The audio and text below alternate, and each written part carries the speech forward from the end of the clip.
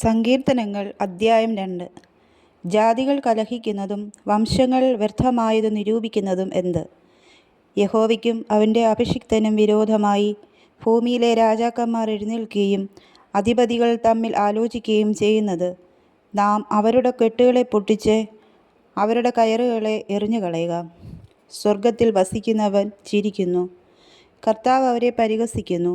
അന്നേ അവൻ കോപത്തോടെ അവരോട് അരുളിച്ചെയ്യും, ക്രോധത്തോടെ അവരെ ഭ്രമിപ്പിക്കും.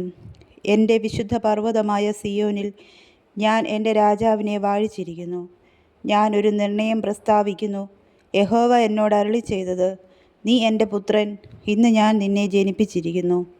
എന്നോട് ചോദിച്ചുകൊള്ളുക, ഞാൻ നിനക്ക് ജാതികളെ അവകാശമായും ഭൂമിയുടെ അറ്റങ്ങളെ കൈവശമായും തരും. ഇരുമ്പ് കോൽ കൊണ്ട് നീ അവരെ തകർക്കും, കുശവൻ്റെ പാത്രം പോലെ അവരെ ഉടയ്ക്കും. ആകയാൽ രാജാക്കന്മാരെ ബുദ്ധി പഠിപ്പിൻ, ഭൂമിയിലെ ന്യായാധിപന്മാരെ ഉപദേശം കൈക്കൊള്ളുവിൻ. ഭയത്തോടെ യഹോവയെ സേവിപ്പിൻ, വിറയലോടെ ഘോഷിച്ചുല്ലസിപ്പിൻ. അവൻ കോപിച്ചിട്ട് നിങ്ങൾ വഴിയിൽ വെച്ച് നശിക്കാതിരിപ്പാൻ പുത്രനെ ചുംബിപ്പിൻ. അവൻ്റെ കോപം ക്ഷണത്തിൽ ജ്വലിക്കും. അവനെ ശരണം പ്രാപിക്കുന്നവരൊക്കെയും ഭാഗ്യവാന്മാർ.